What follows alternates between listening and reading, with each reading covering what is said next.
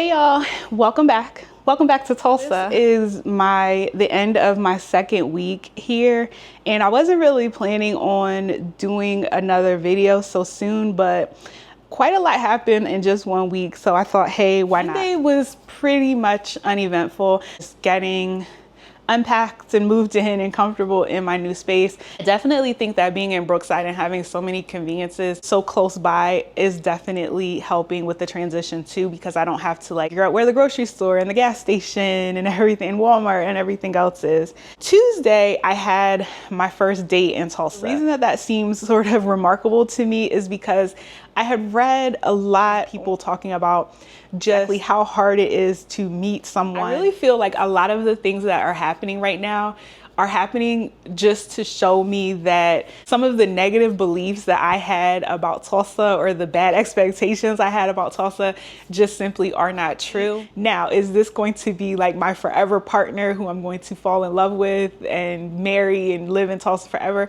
Absolutely not. However, I think it was just more about the experience, the manifestation, the checking that off the list in real life, because I absolutely refuse to create a dating profile. I hate getting on dating apps. Usually I'll do them for like 2 weeks to a month at a time, and then I just completely delete them and stay off for like 3 to 6 months to a year, even longer. Whether they were in Tulsa Remote or not, people are complaining about having trouble just meeting in the city.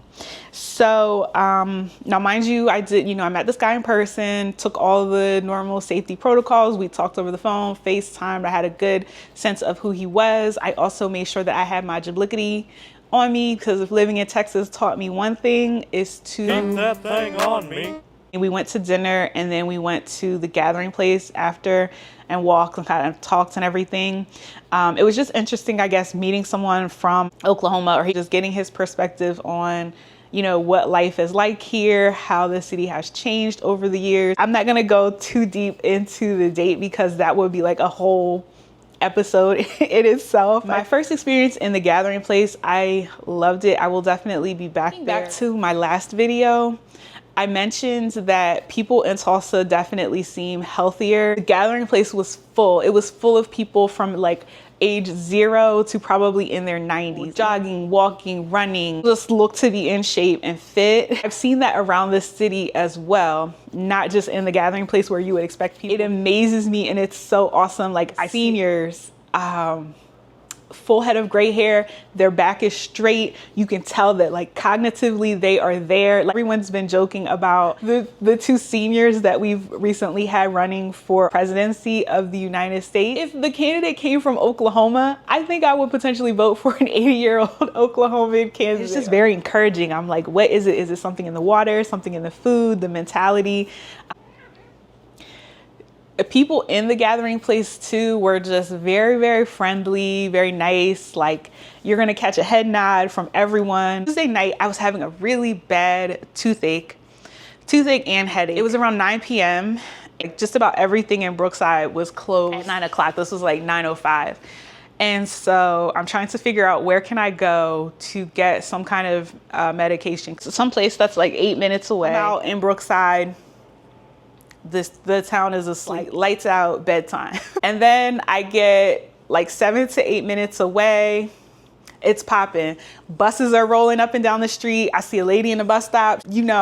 She's bopping. She's partying on a Tuesday in the bus stop. Random people just walking up and down the street. I'm like, okay, pawn, check cashing, shady massage, check, okay. Oh, gas station, like 12 guys standing outside. I said, oh, this is different. So come to find out, I was in South Tulsa. I'd heard a lot about South Tulsa. I feel like I've heard north, south, east, west Tulsa. So everybody has something to say about every side of town. I'm not making any judgments, just an observer, new to the city, right? One thing that made me realize is just like the proximity of everything. But Tulsa is pretty small. Someone was telling me, he said that Tulsa's, oh, I'm gonna mess that up. I shouldn't even get into it because I'm gonna mess it up. Everything being on a grid of like a mile, and the individual communities seem to be very small. And they also seem to be, what's the word? Insulated communities. Even though the city is very small, people don't really venture into other areas too much. So in just a very short distance, in a very short time in Tulsa, you can encounter some very different things, just sort of like getting the layout of the city. And it feels like it's going to be very easy to learn the city. Else I have to add, like, people told me this directly, and it was advice given to me as specifically as a Black person. Make sure you stay in Tulsa proper. Do not go out into, not necessarily do not go out into them, but try to avoid the suburbs if possible. At this point, I've met Black people who live in Owasso, in Broken Arrow, in Stillwater. I can only say so much because my experience is limited. There was a lot stated about Tulsa being, and Oklahoma in general, being like inhospitable and dangerous for diverse people, whether it was based on their sexual orientation or skin color and things like that. Personally, I have not experienced anything like that. And I've also experienced meeting people who are like, yeah, I live in Broken Arrow and I feel fine, I feel safe. Take that as you will. I'm just one person with one person's experience, and I can only talk to so many people. But some of that anxiety that I had about moving here just wasn't valid. Now, I also had my guy friends, I tell them all the time, like, you think you're living in an episode of Power. Like, that is not my reality. Fortunately, you know, I worked hard and will continue to work hard to not make that my reality. He was like, well, you better be careful in Tulsa because there's a lot of gangs. And I went out there with my homeboy years ago and it was so crazy and this and that. What I've seen so far and what I've heard from people who live here is that if you're not in that life and if you don't go looking for it, out of your way looking for it, you will not experience it in Tulsa. You still feel completely safe. I have lived in other places where I call it hood adjacent, right? Where, you know, you're just in close proximity if it's a small city or however things are set up. You know, Wednesday was my Tulsa Remote orientation. So much information given during the orientation. Never cover all of that in a short video, and I don't even think I should attempt. After orientation, they have a big mixer where everyone who had orientation that month can all kind of hang out and meet. So that was really a great experience. There was just so much information about other programs that are available, other perks and benefits and discounts we get through being a member of Tulsa Remote, and I love that for me. I love that for us. I can't wait to start, you know, using some of those benefits to explore the city more. And it was good just to meet, you know, some Tulsa Remote folks in real life. The biggest thing for me, I've talked about this so much. I had this idea that everyone in Tulsa Remote, even I was getting dressed to go to my orientation. I was thinking, oh God, I'm going to be like the old lady, the auntie there, and everyone there is going to be fresh out of undergrad. And wow, in my orientation group, there were probably about, I would say somewhere between like 40 to 60 people. And the majority of them were like 30 and up. And it's such a diverse group. I mean, all ages, races, backgrounds, people from different states. There were singles, there were families, there were parents, people brought their children. So there were like small kids there. And it was just a vibe.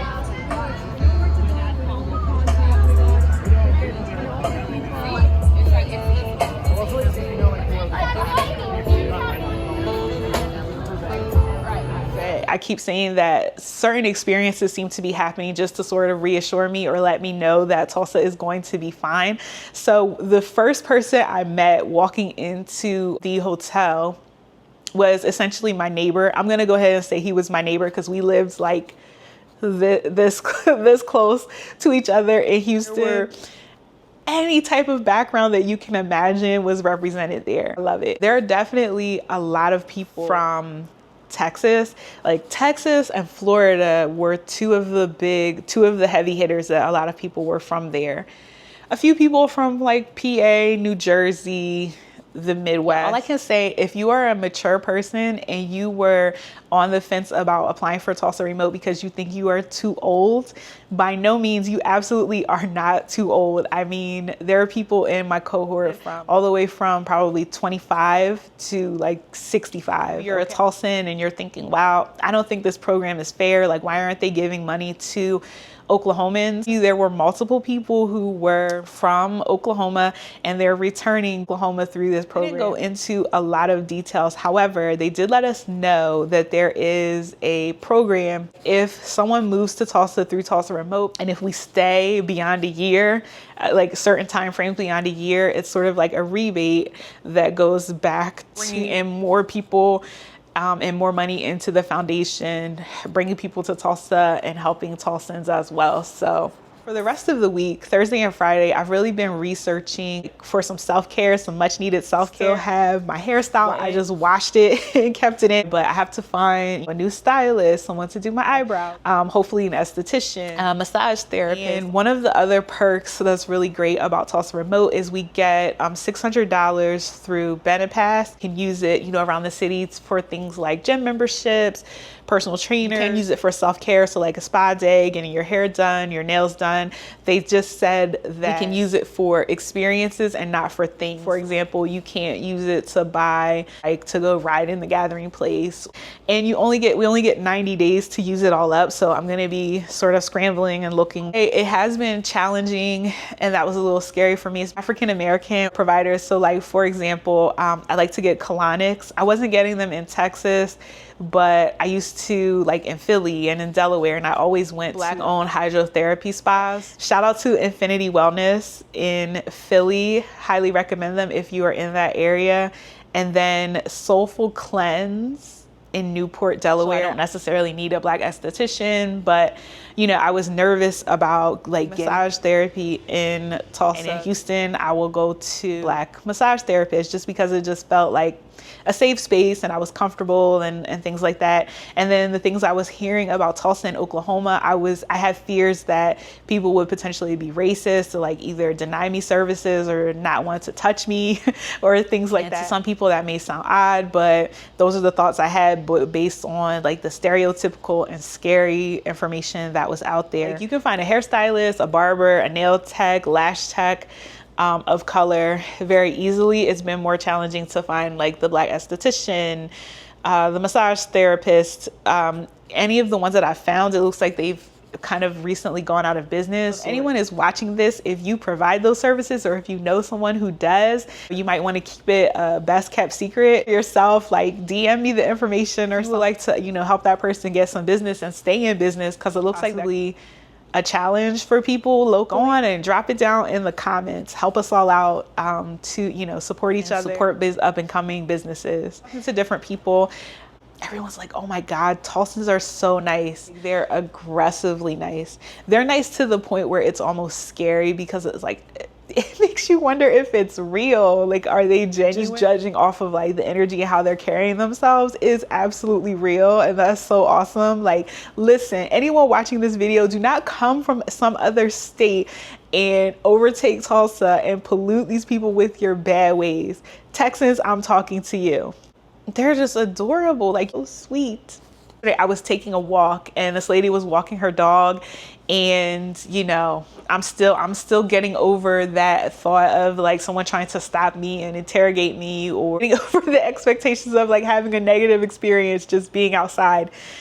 And this woman, no, she was not interrogating me. She had a full-blown conversation.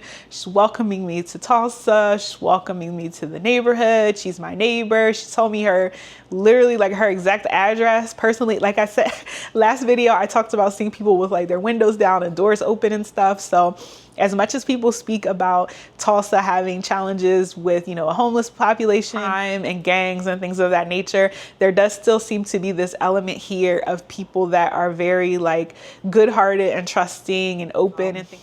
They're just not guarded, I would say, in a lot of the ways that I am. And I think a lot of people just naturally are in America. And that is so sweet to me. And I just love that. I want to cherish that. And I do not want that to be interrupted for these people. I want them to live the rest of their lives feeling like they could live this way.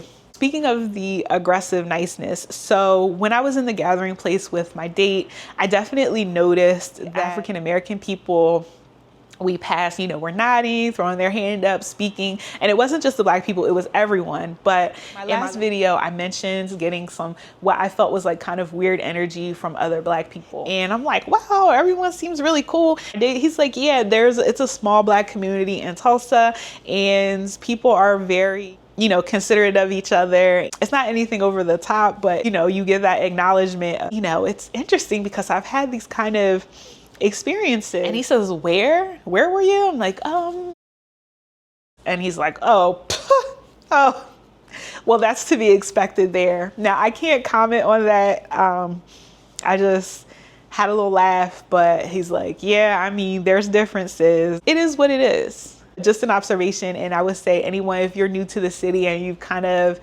had maybe gotten that weird kind of vibe or energy too, it seems to be that is sort of isolated to just certain people, certain places. Just an observation. And I would say anyone, if you're new to the city and you've kind of had maybe gotten that weird kind of vibe or energy too, it seems to be that is sort of isolated to just certain people, certain places. And that's fine.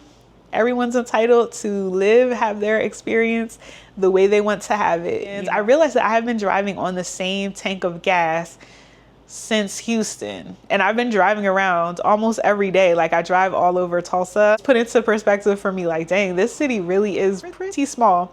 And also the fact that I'm not sitting in traffic anymore and like just burning gas, sitting on Houston highways, not going anywhere. Another comment that I made in my last video was about people not speeding, and someone commented and they say, yeah, but just watch out for like Tulsans. They will pull out in front of you, not use their signals. That's a little annoying, but I'll still take that over Texas drivers any day. The mind I have driving is unmatched at this point. Today I went back to the farmer's market.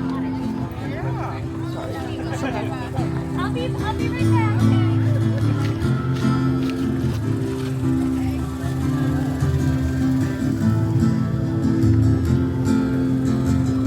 So a couple of my like friends and family, people have noticed and said that my skin looks really good, like it's glowing or something. Only thing that I could think of directly, I've been using this goat milk soap from a lady at the farmer's market. Like, thyme is spelled like the spice, right? Hopefully y'all can see that. But she sells goat milk, goat cheeses, the goat milk soap. Yeah, give her a plug because her products are great. The combination of the soap, I got like some local kombucha, yogurt, you know what I mean? I think my microbiome is getting together. What is next? So got a request to do some videos about vegan and vegetarian restaurants around here, so I will definitely be doing that. And yeah, I will just keep you guys posted all about my Tulsa Remote experience as well as my experience living in Tulsa. Thanks for tuning in. Peace.